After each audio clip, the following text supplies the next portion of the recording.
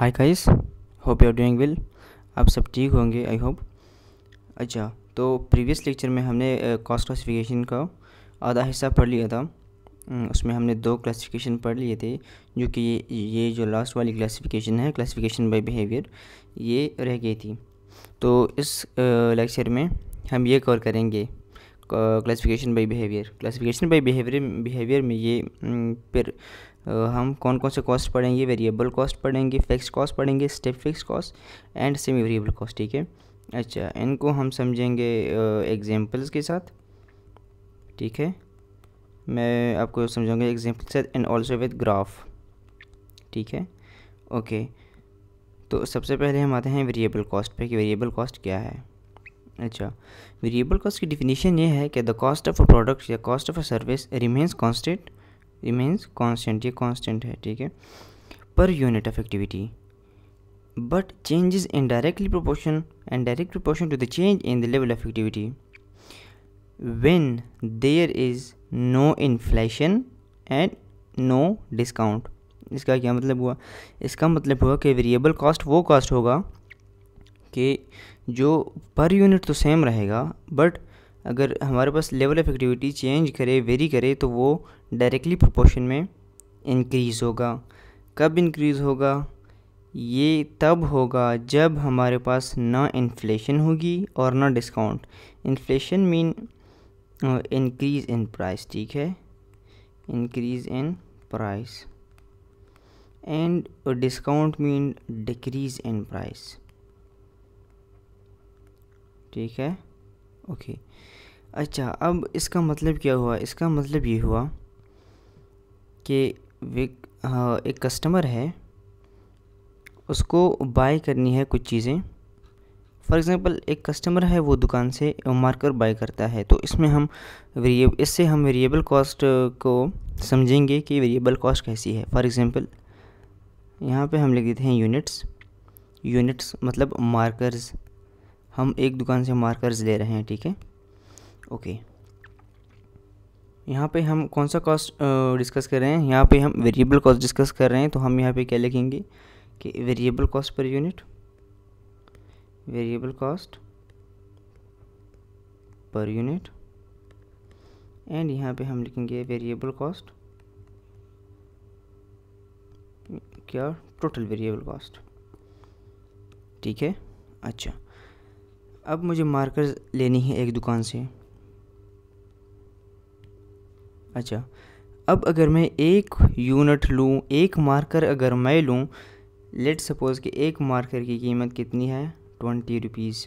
अच्छा, अगर मैं एक मार्कर लूँ तो एक यूनिट की कीमत कितनी है? 20 रुपीज़। और टोटल मुझे कितने देने पड़ेंगे दुकानदार को? 20 रुपीज़। ठीक है, अच्छा। अब मुझे चाहिए दो मार्कर। अगर मैं दो मार्कर लूँ तो इन दो में हर एक की कीमत कितनी होगी? कीमत तो वही सेम है ना, मतलब एक मार्कर की कीमत 20 है, लेकिन मैं कितने दूंगा? क्योंकि मैं दो मार्कर ख़रीद रहा हूँ और एक मार्कर की कीमत 20 है, तो मुझे टोटल में देने पड़ेंगे 60 रुपीज़। Oh sorry, 40 rupees. ठीक है, अच्छा। अब मुझे चाहिए 3 मार्कर। अगर मैं 3 मार्कर ख़रीदूँ तो वही रेट तो सेम है, एक मार्कर की कीमत 20 रुपीज़ है, लेकिन मैं कितने मार्कर ख़रीद रहा हूँ? 3 मार्कर, और एक मार्कर की कीमत 20 है, तो 3 मार्कर की कीमत कितनी हो जाएगी? 60। तो टोटल मुझे 60 देने पड़ेंगे।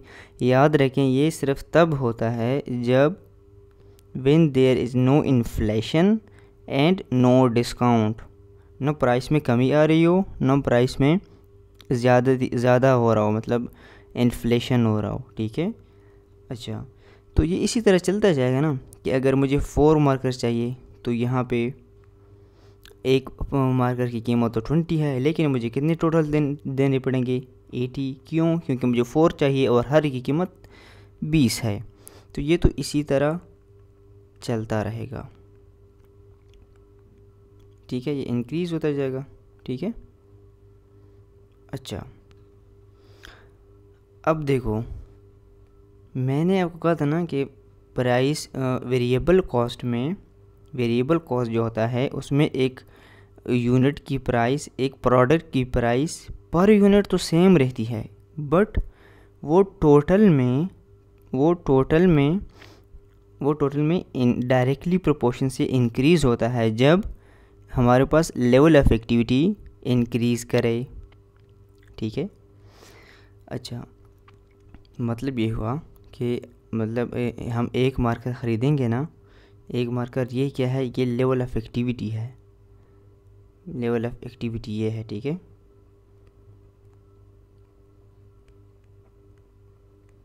ये लेवल ऑफ एक्टिविटी है, ये क्या है, प्राइस या कॉस्ट पर यूनिट। अब हर एक मार्कर की कीमत तो 20 है, और हर दफ़ा जब मैं जितनी भी अगर मैं यूनिट्स ख़रीदूँ तो पर यूनिट तो प्राइस सेम ही होगी ना। पर यूनिट क्या है, कांस्टेंट है, क्या है, कांस्टेंट है। अच्छा, और ये टोटल में जो है, टोटल में क्या करेगा, डायरेक्टली प्रोपोर्शनल से डायरेक्टली क्या इंक्रीज़ करेगा in direct proportion, direct proportion से क्या करेगा, इंक्रीज़ करेगा, मतलब बढ़ेगा। ठीक है ना। देखो बढ़ रहा है ना, अगर लेवल ऑफ एक्टिविटी इधर से चेंज हो रही है, ज़्यादा हो रही है ना, इंक्रीज़ हो रही है लेवल ऑफ एक्टिविटी, तो इससे क्या हो रहा है, टोटल में हमारा का कॉस्ट क्या हो रहा है, टोटल में हमारा कॉस्ट डायरेक्टली प्रोपोर्शन से इंक्रीज़ हो रहा है। ठीक है। और कॉस्ट पर यूनिट जो है वो क्या है, वो सेम है, वही 20 है, कांस्टेंट है। तो ये क्या हुआ, ये हमारे पास हुआ, ये ऐसे कॉस्ट को हम क्या कहते हैं, वेरिएबल कॉस्ट। ठीक है। तो आई होप आपको ये समझ आ गया होगा। अब हम चलते हैं इसके ग्राफ की तरफ, इसका ग्राफ किस तरह होगा। ओके, तो ये हमने दो ग्राफ प्लांट कर लिए हैं, हमने ड्रॉ कर लिए हैं। ये इसकी है एक वाई एक्सिस एंड ये है एक्स एक्सिस। सबसे पहले हम बात करेंगे यूनिट और कॉस्ट पर यूनिट की, वेरिएबल कॉस्ट पर यूनिट की।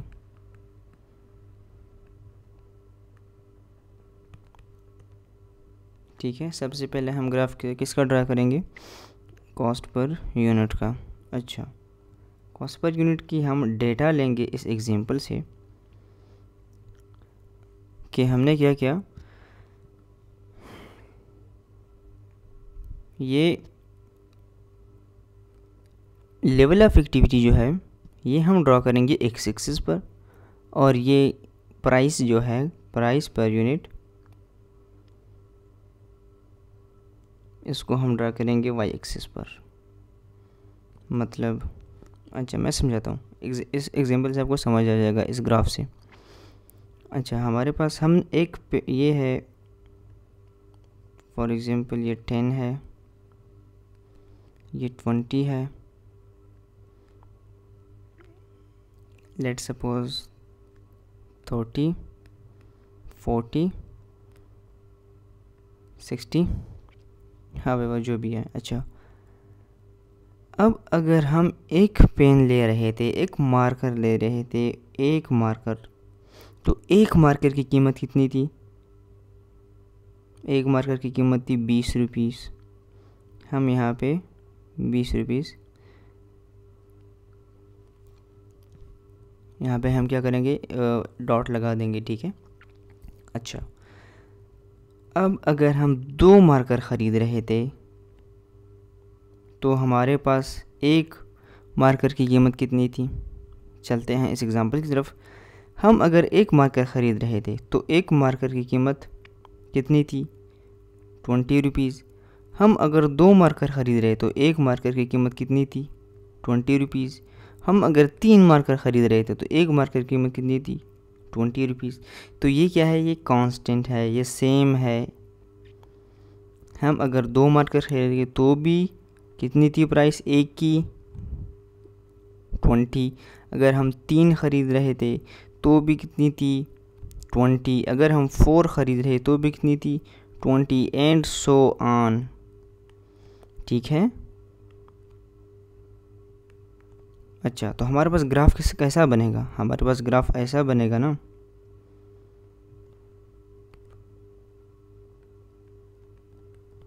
इन सबको हम अगर मिलाएं तो ग्राफ तो ऐसा बन रहा है ना, ये है 1 पे, ये है 2 पे, 3, 4, 5 अप टू सो ऑन। तो हमारे पास वेरिएबल कॉस्ट पर यूनिट का जो ग्राफ आएगा वो सीधा स्ट्रेट होगा। ठीक है, ये देख रहे हैं ना आप लोग। इसको हम यहाँ पे अगर ड्रा करें तो ये किस तरह आएगा? ये स्ट्रेट आ रहा है, बिल्कुल इसी तरह आ रहा है वेरिएबल कॉस्ट पर यूनिट का। ठीक है, क्यों? क्योंकि अगर हम एक मार्कर ख़रीद रहे थे तो भी एक मार्कर की कीमत 20 थी। अगर हम 2 मार्कर ख़रीद रहे थे तो भी एक मार्कर की कीमत 20 थी पर यूनिट। पर यूनिट मतलब हर एक की कीमत, दोनों की नहीं, एक की। 2 की अगर हम बात करें तो वो क्या होता है? वो टोटल होता है। ठीक है। अच्छा, तो अगर हम 3 मार्कर ख़रीद रहे तो भी एक की कीमत कितनी थी? 20 ही थी। तो ये क्या हुआ? हमारे पास ग्राफ इस तरह आ रहा है। ये कौन सा ग्राफ है? वेरिएबल कॉस्ट पर यूनिट का। ठीक है, ओके। अब हम चलते हैं इसकी टोटल की तरफ कि टोटल में इसका ग्राफ किस तरह से बनेगा। अच्छा, ये है वाई एक्सिस एंड सेम ये है एक्स एक्सिस। यहाँ पे हम प्राइस ड्रॉ कर लेते हैं। फॉर एग्जांपल ये है 20, 40, 60, 80 एंड 100। ठीक है। अच्छा, अब अगर हम एक मार्कर ख़रीद रहे थे तो टोटल कॉस्ट कितनी थी? यहाँ से पता चल जाएगा। हम अगर एक मार्कर ख़रीद रहे थे तो टोटल की कॉस्ट कितनी थी? 20। एक मार्कर ख़रीदे तो टोटल की कॉस्ट कितनी थी? 20। ठीक है। अब अगर हम 2 मार्कर ख़रीद रहे थे तो टोटल की कॉस्ट कितनी थी? टोटल की कॉस्ट 40। समझ आ रहा है? ओके। 2 मार्कर खरीदे तो टोटल की कॉस्ट कितनी थी? 40। 3 मार्कर ख़रीदे तो कितनी थी? 60। 4 मार्कर ख़रीदे तो कितनी? 80। 5 मार्कर ख़रीदे तो टोटल की कॉस्ट कितनी थी? 100 and up to so on. ये ग्राफ इसी तरह चलता जाएगा। अब अगर इस ग्राफ को हम ज्वाइन करें, मिला लें, तो ये ग्राफ हमारे पास इसी तरह आ रहा है। ये मैंने थोड़ा पेज से बना लेते हैं इसको। ओके, अगर हम इसी ग्राफ को मिलाएं तो ये इस शेप में बन जाता है। ठीक है, इस शेप में। ये कौन सा ग्राफ है? ये है variable cost, sorry total variable cost. Total variable cost का ग्राफ इस तरह होगा and variable cost per unit का ग्राफ इस तरह होगा। ये हमने ड्रा कर लिया एक एग्जांपल के ज़रिए। ये रियल एग्जाम में आता है कि हमें इस तरह का ग्राफ दिया होगा या हमें कुछ वैल्यूज़ दी होगी।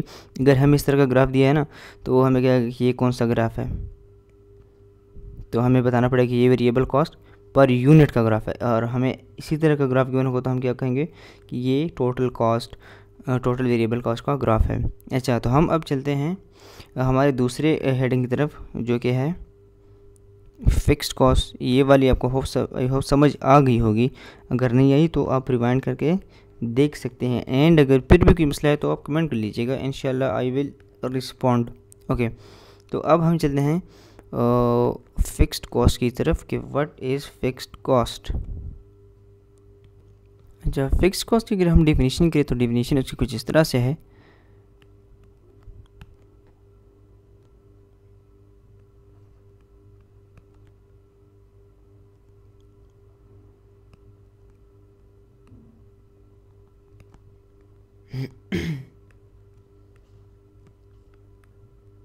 मैं डेफिनेशन लिख लूँ फिर मैं आपको एक्सप्लेन करता हूँ,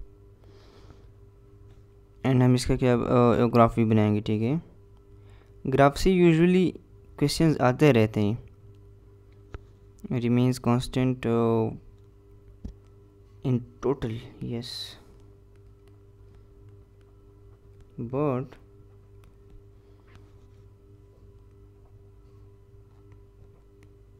changes per unit in inverse proportion। Fix cost में होता यह है कि हमारे पास एक कॉस्ट, एक प्रोडक्ट की कॉस्ट या एक सर्विस की कॉस्ट जो है वो टोटल में तो कांस्टेंट रहती है, बट अगर हम पर यूनिट की बात करें तो वो क्या होती है, वो इन्वर्सली प्रोपोर्शन में क्या होती है, चेंज होती है। ये कैसे होता है और इसका मतलब क्या हुआ, तो इसको हम करते हैं थोड़ा सा एक्सप्लेन। अच्छा, इसकी समझ आपको एक एग्जांपल से आएगी कि फिक्स्ड कॉस्ट क्या चीज़ है। फॉर एग्जांपल एक इंस्टीट्यूट है, एक इदारा है, इंस्टीट्यूट है, तो ऑब्वियसली उसका एक बिल्डिंग होगा। ये मैंने क्या लिख दिया,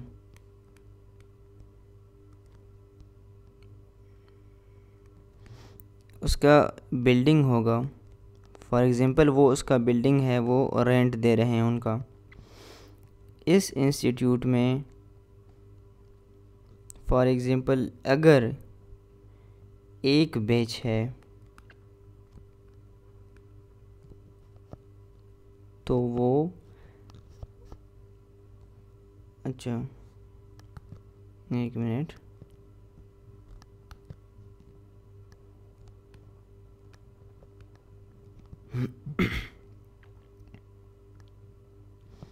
ओके।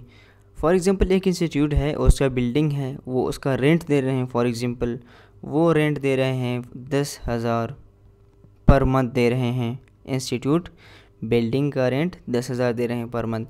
अब अगर उस इंस्टीट्यूट में एक बैच होगा तो भी ये 10,000 इंस्टीट्यूट वाले इस बैच से ये 10,000 जो है ये रिकवर करेंगे उस बैच से। तो फॉर एग्ज़ाम्पल इस बैच में हैं 100 स्टूडेंट्स हैं, ठीक है। तो 100 स्टूडेंट्स हैं, तो ये 100 इंस्टीट्यूट वाले इस बैच से, एक बैच से कितने पैसे लेंगे कि ये 10,000 रिकवर करे। ये इनसे लेंगे 100 रुपये पर हेड। ये इनसे 100 रुपये चार्ज करेंगे ताकि वो ये बिल्डिंग का रेंट या सैलरीज वगैरह जो भी है वो प्रोवाइड कर सके अपने टीचर्स को या फिर लैंड ओनर को, ठीक है। अच्छा, ये तो हुआ एक बैच। अगर उस इंस्टीट्यूट में 2 बैचेस हैं तो 2 बैचेस में, अगर एक बैच में 100 है तो 2 बैचेस में 200 स्टूडेंट्स है, ठीक है। अच्छा, अब 200 स्टूडेंट्स हो गए, लेकिन ये रेंट और सैलरीज वगैरह मतलब ये एक्सपेंस तो सेम है, 10,000 है, ठीक है। तो ये इंस्टीट्यूट वाले इनसे कितने पैसे रिकवर करने की कोशिश करेंगे, कोशिश नहीं बिल्कुल करेंगे। कितने, तो वो इनसे करेंगे 550।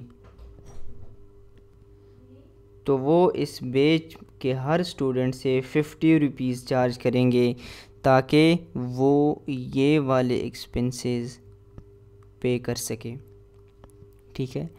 अब मैंने ये एग्जांपल क्यों दिया आपको, आते हैं अब पॉइंट की तरफ। इंस्टीट्यूट मतलब ये 10,000 इंस्टीट्यूट को पे करने हैं। एक बैच में हर स्टूडेंट पे कितने पैसे आ रहे थे, 100 रुपये आ रहे थे। कितने स्टूडेंट्स थे, 100 रुपये, 100 स्टूडेंट्स थे एंड पर हेड 100 रुपये आ रहे थे। और दूसरे बैच में 200 स्टूडेंट्स थे, हर स्टूडेंट पे 50 रुपीज़ आ रहे थे।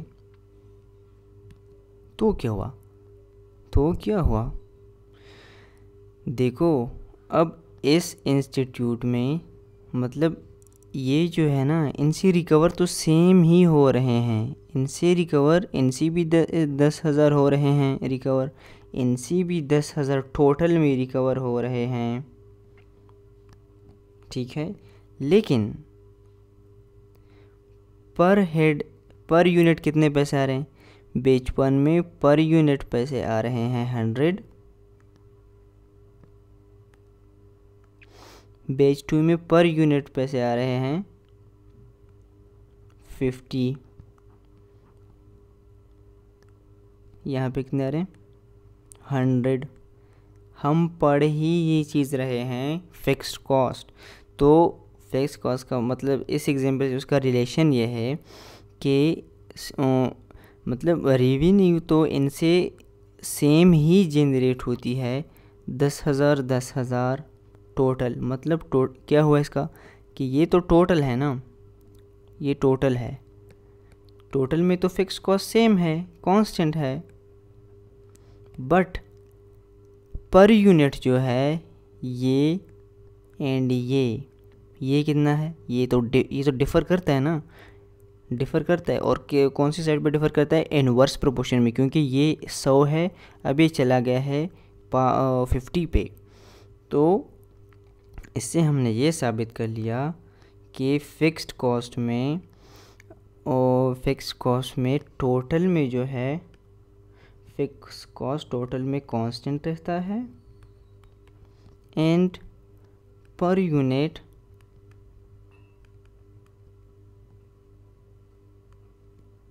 क्या करता है? इनवर्स प्रोपोर्शन में जाता है।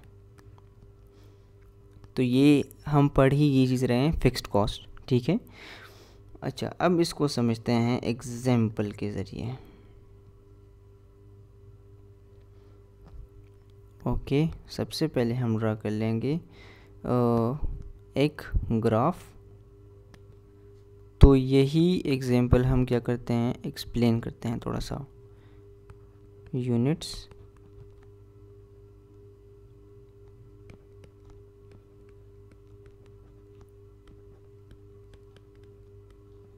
Total fixed cost and fixed cost per unit, ठीक है। अच्छा, अब यहाँ यूनिट्स पे हम लेंगे लेवल ऑफ एक्टिविटीज़ में। हम देखते हैं कि अगर हमारे पास एक बैच है तो हमें उनसे कितने पैसे चार्ज करने हैं? 10,000, ठीक है। अब पर यूनिट कितने आ रहे हैं? पर यूनिट कितने पैसे आ रहे हैं उन पे? तो एक बैच है, एक बैच पे अगर हम 10,000 हमने उनसे चार्ज करने हैं तो एक बैच को 10,000 ही पे करने पड़ेंगे, क्योंकि 10,000 डिवाइड बाई 1 बैच, तो इट्स इक्वल टू 10,000 ऑब्वियसली। अगर 2 बैचेस हैं और हमें टोटल में 10,000 उसे कलेक्ट करने हैं, तो इनसे क्या आएगा? हम करेंगे 10,000 डिवाइडेड बाई 2, क्योंकि 2 बैचेस है हमारे पास, तो फिक्स कॉस्ट पर यूनिट हमारे पास कितना आएगा? 5,000, ठीक है। अगर हमारे पास 3 बैचेस हैं तो कलेक्ट तो हमें 10,000 ही करने हैं टोटल, बट हमारे पास बैचेस 3 हैं, तो हम 10,000 को 3 पे डिवाइड करेंगे, तो यहाँ पे हमारे पास कॉस्ट आ जाएगी 3,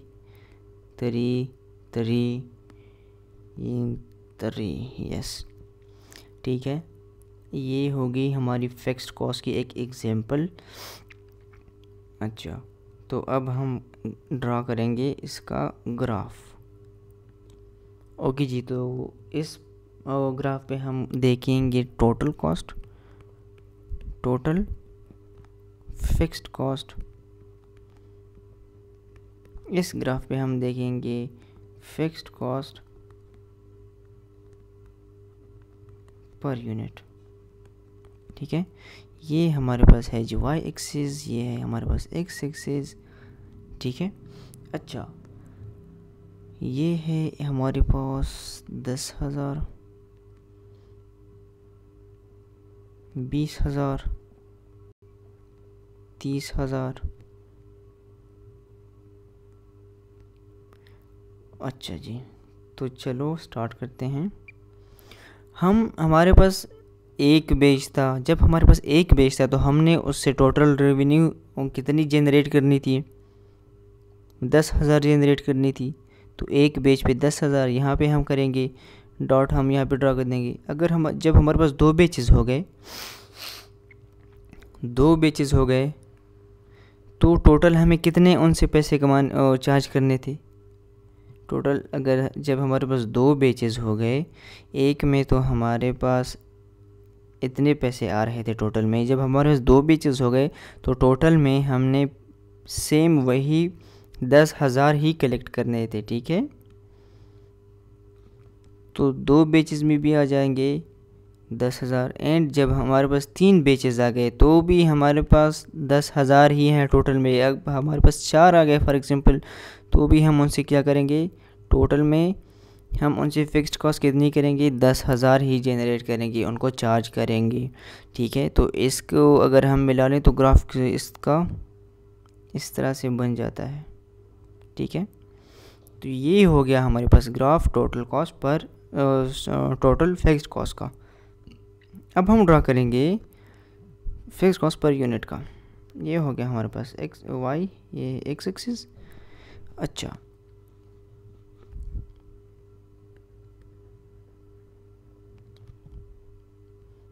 ये 10,000 है,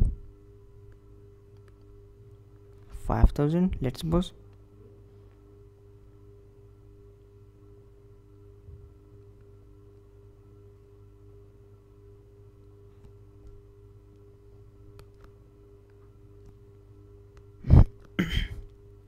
This is 3,000 and 2,000।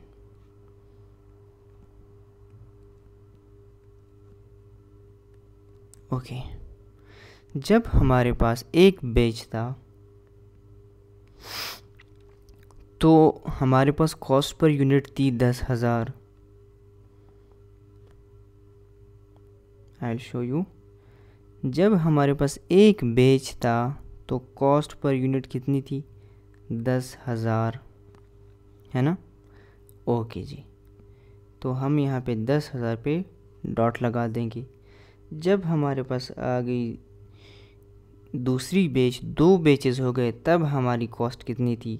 Fix cost per unit हमारी कितनी थी? देख लेते हैं। हमारे पास दो बेचेस हो गई तो फिक्स्ड कॉस्ट पर यूनिट हमारे पास आ गई 5,000। तो हम यहाँ पे लिख लेंगे, दो बेचेस हो गई तो हम यहाँ पे ड्रॉ कर लेंगे यहाँ पे डॉट 5,000 पे।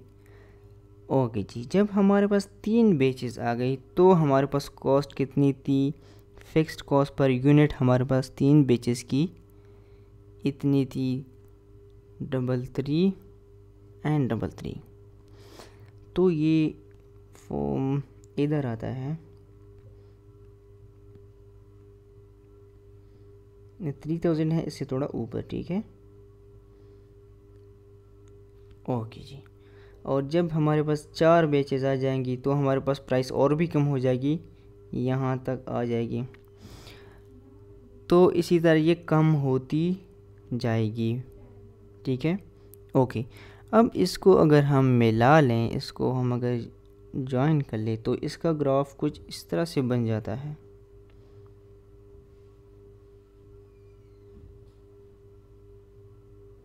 इसी तरह से डाउन चला जाता है, ठीक है। तो ये हमारे पास हो गया कौन सा ग्राफ? ये हमारे पास हो गया फिक्स्ड कॉस्ट पर यूनिट का ग्राफ।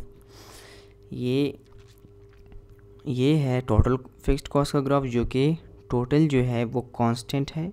फिक्स्ड कॉस्ट टोटल में कांस्टेंट होती है, आप देख सकते हैं। ये एक सीधी लकीर है जो कि किस चीज़ की अलामत है? ये कांस्टेंट है, ठीक है, कांस्टेंट होने की अलामत है। और ये क्या है? ये यहाँ से नीचे आ रही है, ठीक है, ये यहाँ से नीचे आ रही है।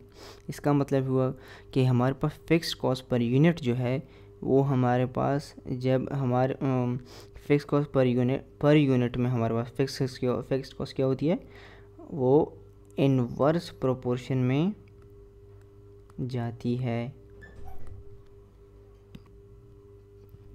ठीक है, तो आई होप आपको समझ आ गया होगा यहाँ तक। एंड अगर नहीं आया तो आप रिवाइज करके देख सकते हैं, रिवाइंड करके। एंड अगर फिर भी मसला है तो आप कमेंट कर दीजिएगा, इंशाल्लाह आई विल रिस्पॉन्ड। ओके जी। तो हमारे पास इसके बाद है step fixed cost. Step fixed cost की हम डिफिनेशन इस तरह करेंगे कि the cost of a product remains constant up to certain level of activity and the cost varies if the level exceeded and become fixed again for certain range. क्या मतलब है इसका? मतलब कि एक ऐसी कॉस्ट जो कि एक हद तक, एक ख़ास लिमिट तक कांस्टेंट रहती है, ठीक है, लेकिन अगर वो लेवल से इंक्रीज़ कर जाए तो वो वेरी कर जाती है, वो कॉस्ट वेरी कर जाती है। बट जैसे ही वो लेवल एक्सीड होता है तो कॉस्ट क्या करती है, वेरी करती है, लेकिन वो फिर से फिक्स बन जाती है एक ख़ास लिमिट तक। ठीक है, इसको हम एक्सप्लेन करेंगे एक एग्जांपल से, डेली लाइफ एग्जांपल से। फॉर एग्जांपल हमारे पास हम दोस्त हैं ना, फॉर एग्जांपल दोस्त हैं, ठीक है, वो कहीं जा रहे हैं तो उन्होंने क्या किया कि करीम बुला लिया। ठीक है, अब करीम वाले छोड़ते हैं 4 बंदे, ठीक है, वो इससे ज़्यादा नहीं छोड़ते। फॉर एग्जांपल करीम का जो चार्जेस हैं हमारे डेस्टिनेशन तक वो है 200 रुपये। ठीक है, तो अब हम क्या करेंगे कि ये 200 डिवाइड करेंगे चारों पर। ठीक है, 200 divided by 1, 200 divided by 2, 200 divided by 3, 200 divided by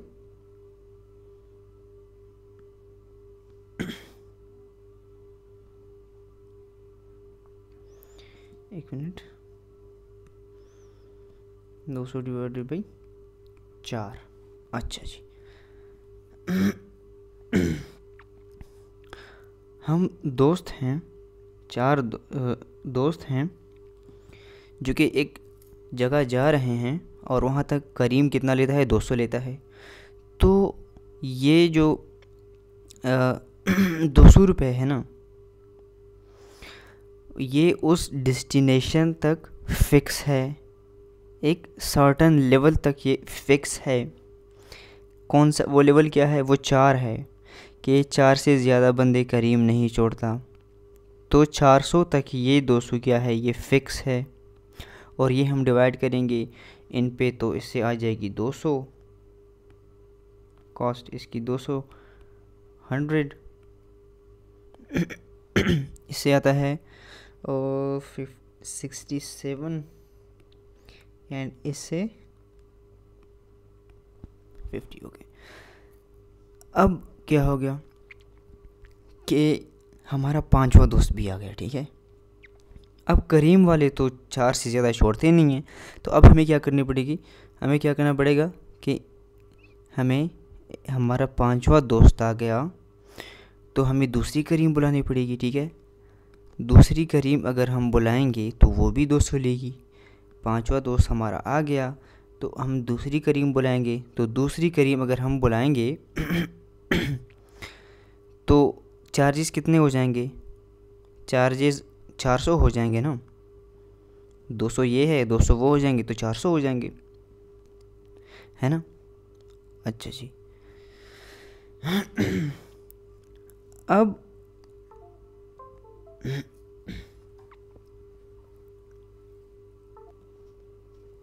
तो ये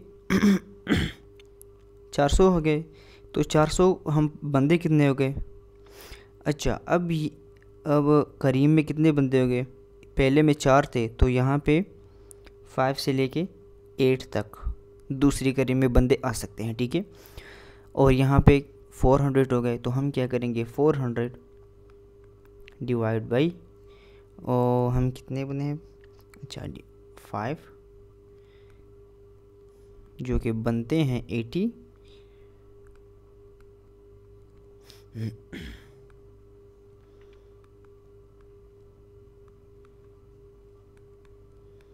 7 and 8।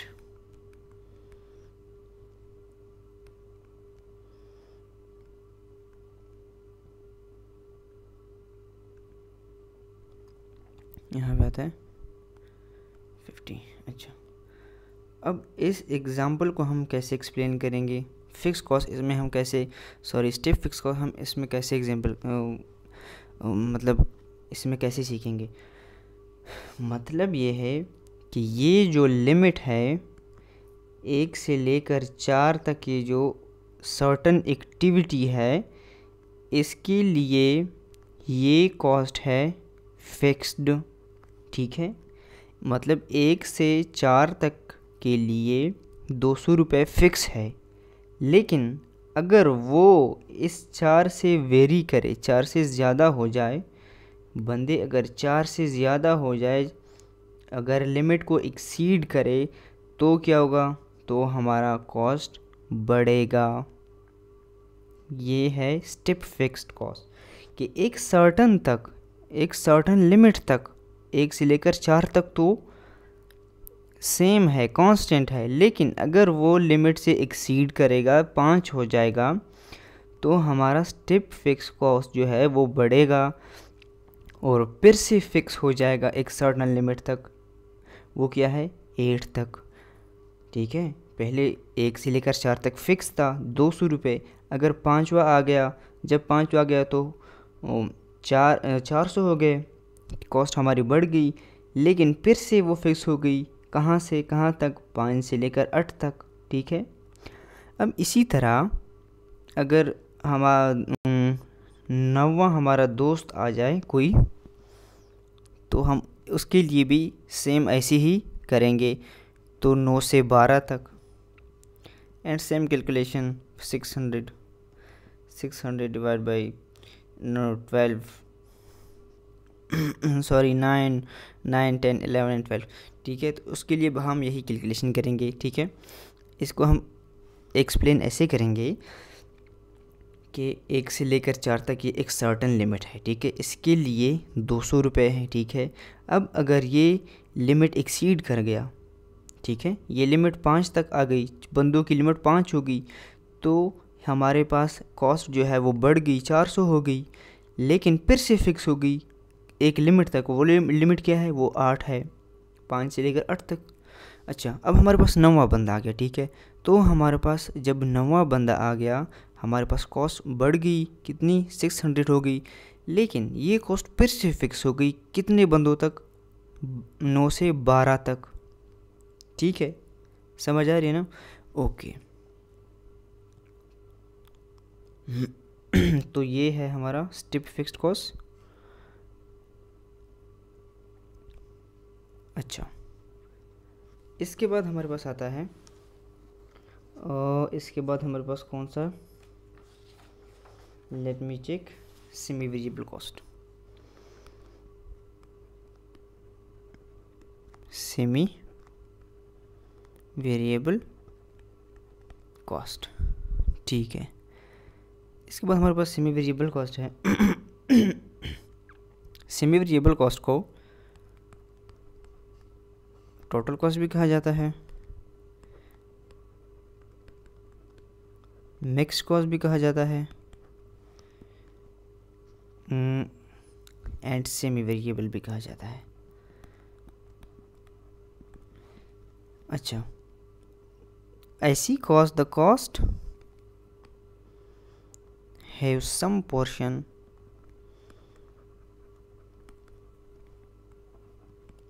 Of fixed cost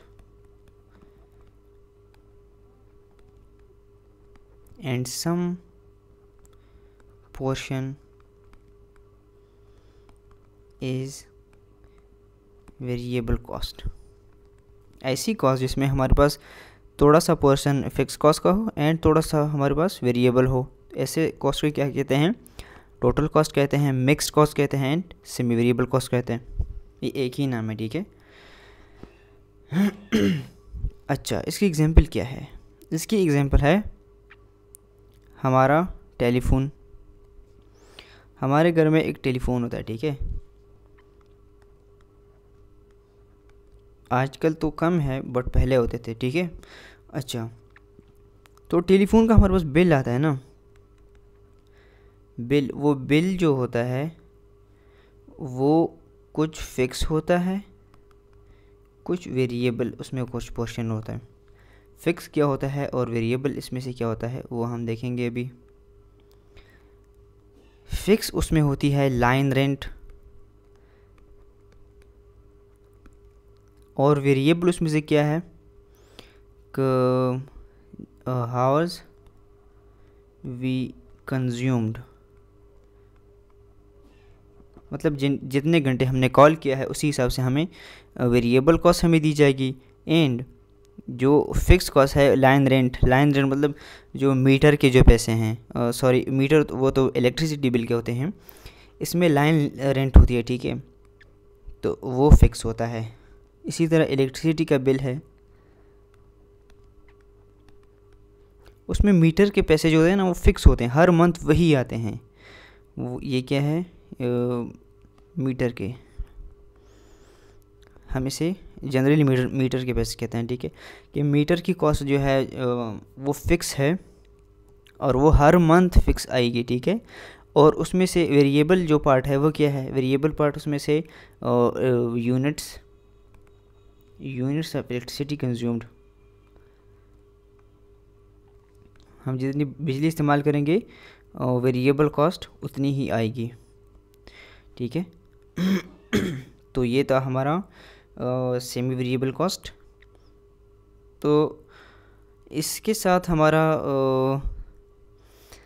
classification by behaviour ख़त्म होता है। तो आई होप आपको समझ आ गया होगा यहाँ तक, कोई मुश्किल नहीं है। अब इसमें से आप वो देख लें, ग्राफ्स, आप ग्राफ जो हैं वो रिवाइज़ कर ले, आप रिवाइंड करके देख सकते हैं सबको।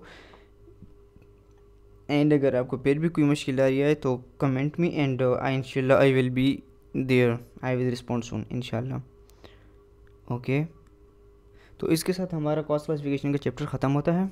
एंड इसके बाद हम अकाउंटिंग फॉर मटेरियल पढ़ेंगे, ठीक है। तो चलो जी, आज के लिए इतना ही। इंशाल्लाह नेक्स्ट लेक्चर में हम अकाउंटिंग फॉर मटेरियल पढ़ेंगे, ठीक है।